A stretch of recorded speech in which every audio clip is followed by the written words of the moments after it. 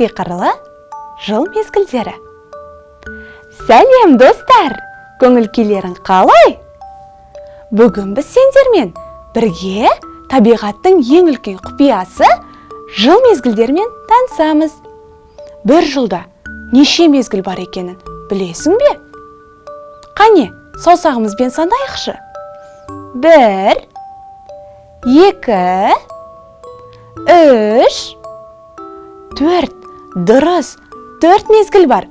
Қарашы, далада қар еріп, күн жылынды. Жер ана қысқы ұйқысынан оянды. Бұл қай мезгіл балақай?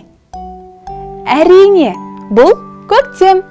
Көктемде ағаштар бүршік жарып, алғашқы гүлдер шығады. Құстар ән салып, айнала жайма шоқ күйге енеді.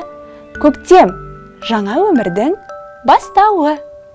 Көктемнен кейін қандай мезгіл келеді? Ойланып көрші. Иә, бұл жаз. Жазда айнала жап-жасыл түске боялады. Күн күлімдеп, аптап ыстық болады. Өзенге шомылып, жидек теретін ең көңілді уақыт. Жаздан кейін қай мезгіл келетінін білесің бе? Дұрыс айтасың, бұл күз. Күзде табиғат алтын сары түске енеді.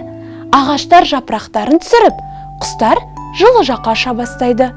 Бұл мол өнім жинайтын жомарт мезгіл.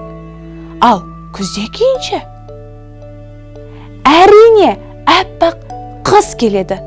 Қыста айнала ақ көрпе жамылғандай болады. Аспаннан ақ ұлпа қар жауады. Суық болса да өте қызық. Сен қардан ақ қала жасап, шана тепкенді ұнатасың ба? Балақай, қане, есімізге түсірейікші.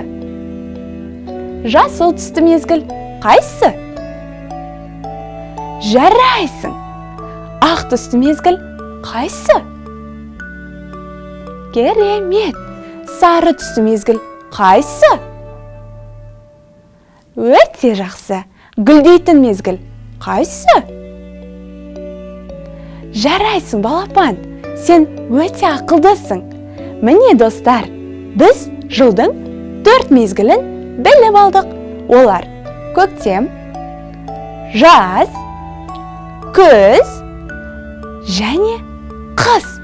Осы реттілікті ұмытпа. Жарай ма? Келесі кездескенше сау бол!